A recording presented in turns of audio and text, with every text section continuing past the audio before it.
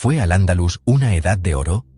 El mito, la realidad y el nacimiento de un poder, 711-929, el mito de la edad de oro. Durante siglos se ha repetido una idea poderosa, que Al-Ándalus fue una edad de oro, un paraíso de convivencia, un faro de cultura en una Europa oscura, un modelo de tolerancia religiosa, una sociedad avanzada en ciencia, medicina y filosofía. Pero también existe otra narrativa, la de un territorio conquistado por la espada, con jerarquías religiosas claras, con conflictos internos, guerras civiles y persecuciones. Entonces la pregunta es inevitable: ¿fue realmente una edad de oro? ¿O es una idealización moderna? Para responderla, hay que empezar por el principio. 711, una conquista que lo cambia todo. En el año 711, el general bereber Tarik ibn Ziyad cruza el estrecho. En pocos años, el reino visigodo se derrumba tras la batalla de Guadalete. La conquista fue rápida, pero no fue necesariamente una destrucción total. Muchos pactos locales permitieron a nobles visigodos conservar tierras a cambio de tributos. Desde el inicio, Al-Ándalus no fue solo guerra, fue también negociación. La sociedad andalusí, estructura y jerarquía. Al-Ándalus no era una sociedad igualitaria.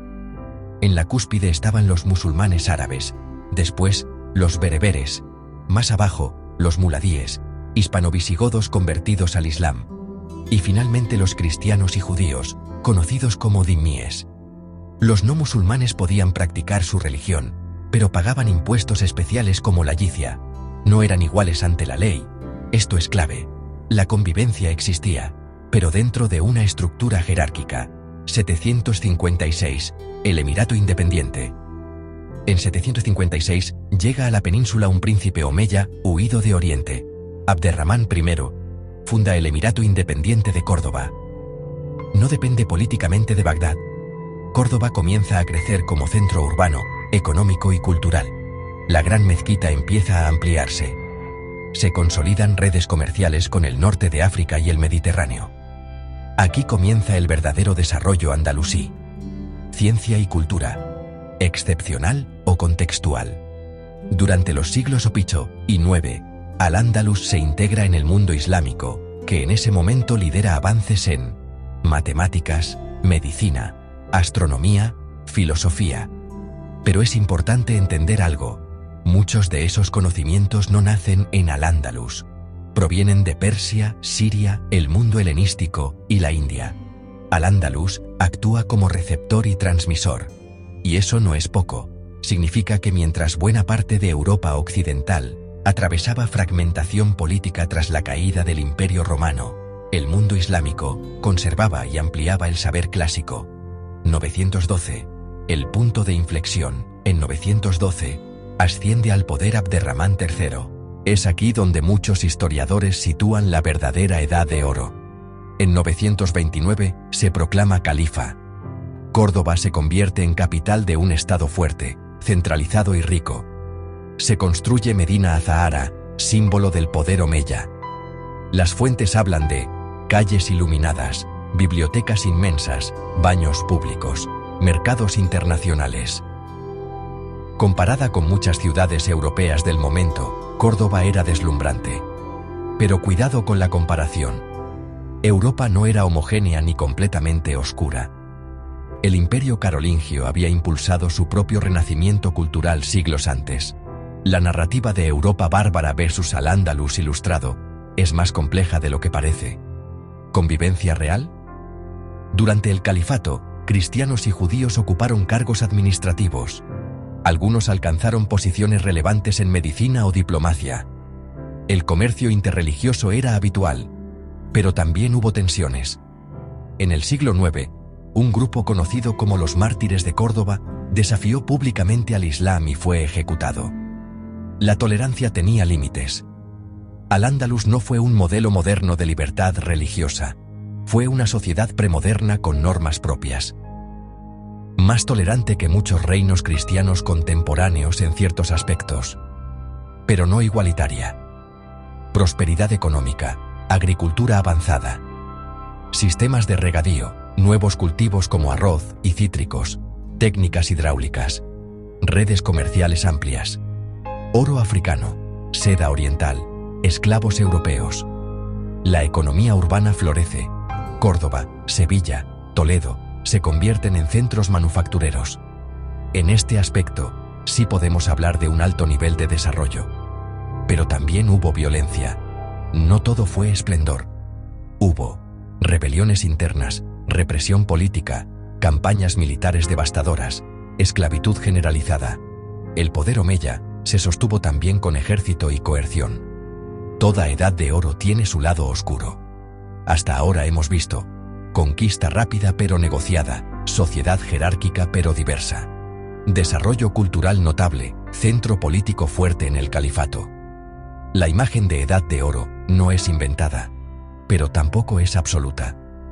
En la siguiente parte analizaremos el papel de figuras como Al-Hakam II, el impacto de Almanzor, el colapso del califato, y si el esplendor fue sostenible o frágil, porque una verdadera edad de oro no se mide solo por su brillo, se mide por su estabilidad. Si quieres, continúo ahora con la parte 2, 929-1031 y las taifas, donde analizaremos el máximo esplendor cultural y el principio del declive. Parte 2. Perfecto, Eduardo. Continuamos con la parte 2 del guión. El esplendor máximo y el inicio del derrumbe, 929-1031, 929. El califato se proclama. En el año 929, Abderramán III da un paso decisivo.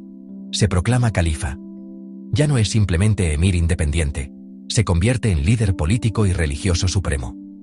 Con este gesto, Al-Ándalus deja de ser una periferia del mundo islámico. Se convierte en uno de sus centros. El califato de Córdoba compite en prestigio con Bagdad y el Cairo. Y aquí es donde muchos sitúan la auténtica edad de oro. Córdoba, la ciudad brillante. Las crónicas hablan de una Córdoba con cientos de miles de habitantes. Calles pavimentadas, alumbrado nocturno, baños públicos, mercados internacionales. La ampliación de la mezquita de Córdoba simboliza el poder religioso.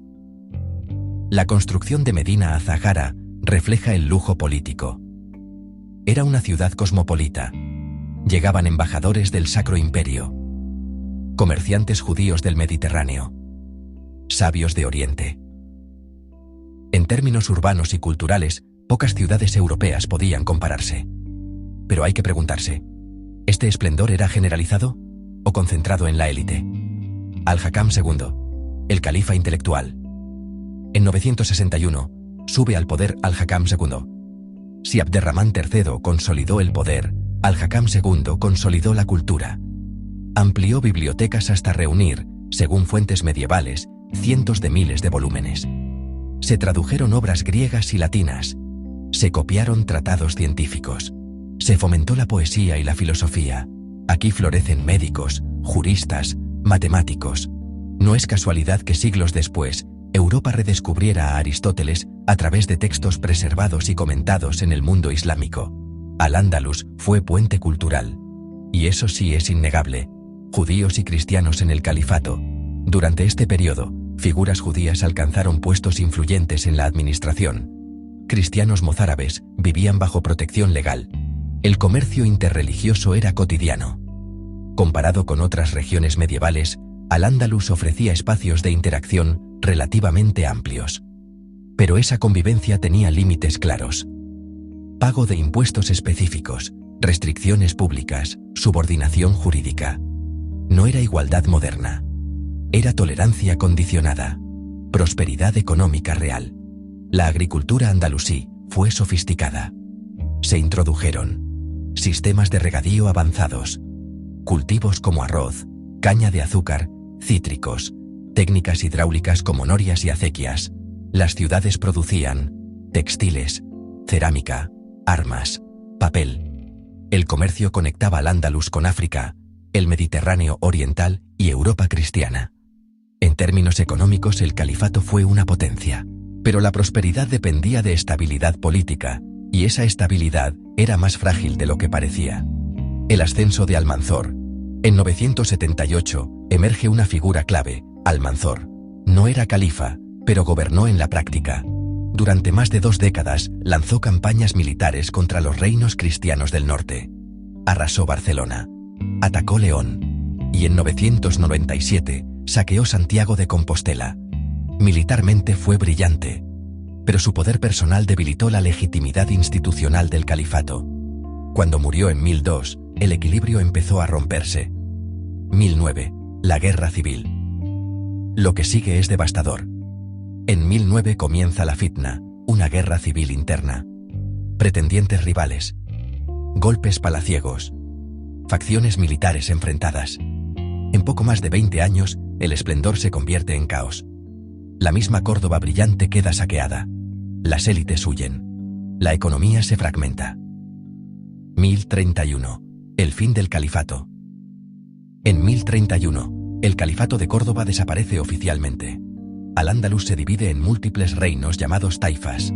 Sevilla, Toledo, Zaragoza, Valencia. Cada uno intenta brillar culturalmente, pero militarmente son débiles. Pagan tributos a los reinos cristianos. La supuesta Edad de Oro demuestra ser frágil.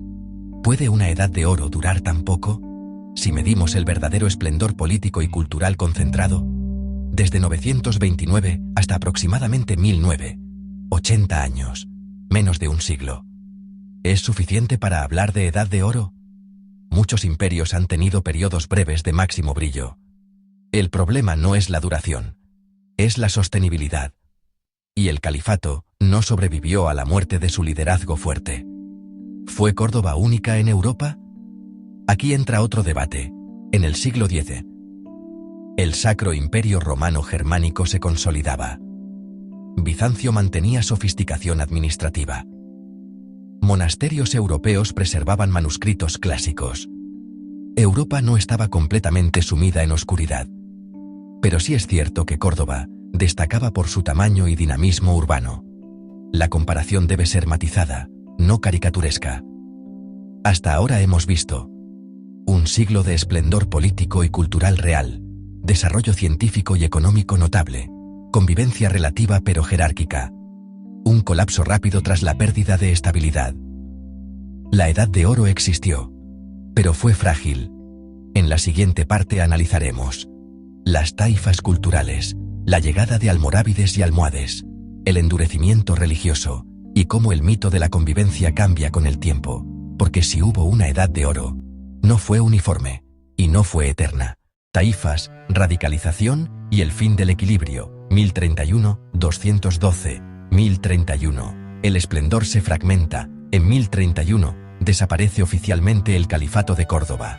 No cae por invasión exterior, cae desde dentro. Guerra civil, ambición de élites locales, militares que imponen y derrocan califas. Lo que surge es un mosaico político, los reinos de taifas. Sevilla, Toledo, Zaragoza, Valencia, Badajoz. Cada ciudad se convierte en un pequeño estado. Y aquí comienza una paradoja histórica. Políticamente débiles, culturalmente brillantes. Las taifas, lujo y competencia cultural. Los reyes de taifas compiten entre sí no solo con ejércitos, sino con cultura. Financian poetas, protegen filósofos, construyen palacios como la Aljafería. Es una época de refinamiento artístico, pero esa competencia tiene un precio. Para evitar ataques de los reinos cristianos, muchas taifas pagan tributos, las famosas parias, a Castilla y León. El oro andalusí fluye hacia el norte. La riqueza existe, pero la soberanía se erosiona. Toledo, 1085. El golpe psicológico. En 1085, el rey Alfonso VI de León conquista Toledo, una de las antiguas capitales. El impacto es enorme, no solo territorial, simbólico. Al-Ándalus ya no parece invencible. Las taifas, asustadas, piden ayuda al norte de África, y aquí comienza un nuevo capítulo. 1086. Llegan los almorávides. Desde el Magreb cruzan los almorávides, liderados por Yusuf ibn Tasufín. Derrotan a Alfonso VI en la batalla de Sagrajas, pero no regresan a África. Se quedan, y pronto, absorben las taifas. Su visión religiosa es más estricta, menos flexible, más ortodoxa. Algunas prácticas culturales consideradas laxas son reprimidas. La convivencia cambia, no desaparece, pero se vuelve más rígida. ¿Se pierde la tolerancia? Bajo los almorávides, se endurecen normas religiosas. Se limita la autonomía de minorías. Se refuerza la autoridad islámica. La Edad de Oro, si la hubo, parece transformarse. Y el proceso se intensifica aún más con sus sucesores. 1147. Los almohades. A mediados del siglo XII, llegan los almohades. Más reformistas, más doctrinales. Trasladan el centro político a Sevilla. Construyen la Giralda como símbolo de poder, pero también imponen una interpretación más estricta del Islam. En este periodo se producen conversiones forzadas y migraciones. Algunos judíos y cristianos emigran hacia territorios cristianos del norte. La convivencia andalusí cambia radicalmente respecto al siglo X. El pensamiento filosófico en tiempos difíciles, y sin embargo, incluso en este contexto más rígido, surgen figuras intelectuales extraordinarias. Entre ellos, Averroes, comentarista de Aristóteles, y Maimónides, nacido en Córdoba, que acabaría exiliado. Paradójicamente, en una época de mayor rigidez religiosa, florecen algunas de las mentes más brillantes. Pero muchas de ellas desarrollan su obra fuera de Al-Ándalus. Eso también dice algo. 1195. Al-Arcos y la esperanza musulmana. En 1195, los almohades derrotan a Castilla en la batalla de Al-Arcos. Durante un momento, parece que el equilibrio puede restaurarse, pero esa esperanza dura poco. 1212. Las Navas de Tolosa. En 1212, la coalición cristiana derrota decisivamente a los almohades en la batalla de las Navas de Tolosa. Es el punto de no retorno. Tras esta derrota, el poder musulmán peninsular entra en declive irreversible. Entonces, ¿dónde queda la Edad de Oro? Si el periodo de máximo esplendor fue el califato. Entonces, las taifas representan brillo cultural, sin fuerza política. Los almorávides y almohades representan fuerza religiosa con menor flexibilidad social. El modelo cambia, se endurece, se fragmenta. La narrativa de convivencia armónica permanente ya no encaja con la realidad del siglo XII. Reflexión clave. La idea de Edad de Oro suele basarse en el siglo X, pero extenderla a toda la historia de Al-Ándalus es simplificar demasiado. Hubo esplendor cultural real, desarrollo económico notable, intercambio intelectual profundo. Pero también hubo guerras constantes, esclavitud, jerarquías religiosas, radicalización progresiva. Como cualquier sociedad medieval, fue compleja. Ni paraíso, ni infierno. Desde 1031 hasta 1212. Al-Ándalus pasó de fragmentación cultural brillante a dominación norteafricana más rígida y finalmente a declive político irreversible. Si hubo una Edad de Oro, fue breve, fue localizada y fue frágil. Granada, el recuerdo y la construcción del mito, 1212-1492. Y después, 1212, después del punto de inflexión. La derrota almohade en la batalla de las Navas de Tolosa marca un antes y un después. No significa la desaparición inmediata de Al-Ándalus, pero sí el fin de cualquier posibilidad real de hegemonía. En pocas décadas, las grandes ciudades caen.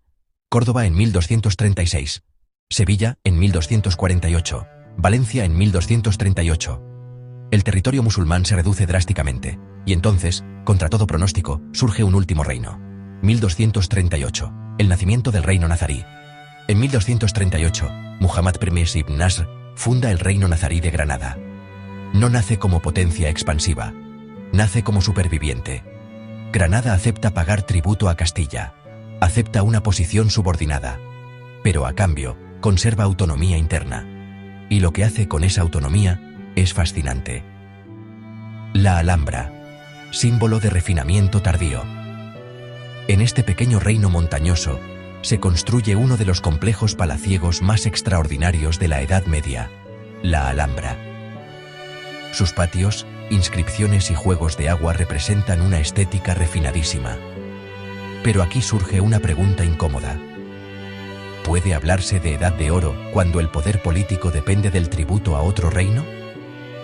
Granada era culturalmente brillante, pero políticamente vulnerable. ¿Cómo sobrevivió Granada tanto tiempo? 3 factores explican su longevidad. 1. Geografía defensiva, montañas y fortalezas. 2. Diplomacia hábil, alianzas cambiantes con Castilla. 3. Divisiones cristianas internas, guerras civiles y luchas dinásticas. Granada supo jugar al equilibrio, no desafiar directamente, no provocar innecesariamente, sobrevivir. Pero su estabilidad dependía de factores externos. No era un centro hegemónico como lo fue Córdoba en el siglo X. Era un reino fronterizo en espera. Sociedad granadina, continuidad y cambio. Granada mantuvo estructuras islámicas clásicas, derecho maliquí, jerarquía religiosa clara, minorías judías presentes. Pero el contexto ya no era el mismo. Muchos musulmanes expulsados de territorios conquistados emigraron a Granada. La ciudad se convirtió en refugio. La identidad se volvió más cerrada, más defensiva. La convivencia que algunos atribuyen a todo Al-Ándalus ya no era tan fluida en este periodo. 1482, la guerra final. En 1482 comienza la Guerra de Granada. Los reyes católicos, es decir, Isabel I de Castilla y Fernando II de Aragón, ya gobiernan conjuntamente. Granada, debilitada por conflictos internos entre facciones rivales y por la figura de Boabdil, no puede resistir indefinidamente. La guerra es sistemática, artillería, asedios prolongados, bloqueo económico. En 1492, la ciudad se rinde. 1492, el fin político. El 2 de enero de 1492, Boabdil entrega las llaves de Granada. Formalmente, Al-Ándalus desaparece, pero la historia no termina ahí, porque lo que viene después es clave para entender el mito. El recuerdo romántico. Durante siglos, especialmente en el siglo XIX, intelectuales y viajeros europeos redescubren la Alhambra. Escritores como Washington Irving popularizan una imagen exótica y nostálgica de Granada. Al-Ándalus se convierte en símbolo de tolerancia perdida, belleza oriental, convivencia idealizada. La Edad de Oro comienza a construirse también desde la memoria, no solo desde los hechos. ¿Qué dicen los historiadores modernos? Hoy los historiadores tienden a coincidir en algo. Al-Ándalus tuvo periodos de gran esplendor cultural, especialmente durante el siglo X, pero no fue igualitario en términos modernos. No fue uniformemente tolerante. No fue estable durante la mayor parte de su historia. No fue una excepción absoluta en comparación con otras civilizaciones medievales. Fue una sociedad compleja, brillante en momentos concretos, violenta en otros, flexible en unos periodos, rígida en otros. Como cualquier civilización medieval. Entonces, ¿fue una edad de oro? Depende de qué entendamos por edad de oro. Si hablamos de desarrollo científico relevante, cultura urbana sofisticada, transmisión del saber clásico, interacción interreligiosa mayor que en otros contextos, entonces sí, especialmente en el siglo X. Pero si hablamos de igualdad plena, tolerancia moderna, paz constante, superioridad moral frente al resto de Europa, entonces no. Al-Ándalus no fue un paraíso. Fue una sociedad medieval avanzada en ciertos aspectos y limitada en otros. Reflexión final. La idea de Edad de Oro suele decir más sobre quien la formula que sobre el pasado mismo. Para algunos, Al-Ándalus representa convivencia. Para otros, conquista y dominio. Para otros, identidad cultural. Pero la historia no es propaganda, es matiz. Y el matiz nos dice que Al-Ándalus fue un puente entre civilizaciones, un espacio de conflicto y creatividad. Un periodo brillante, pero no perfecto. Un legado complejo que todavía genera debate. Quizá la verdadera pregunta no sea si fue una edad de oro, sino por qué seguimos necesitándola como símbolo.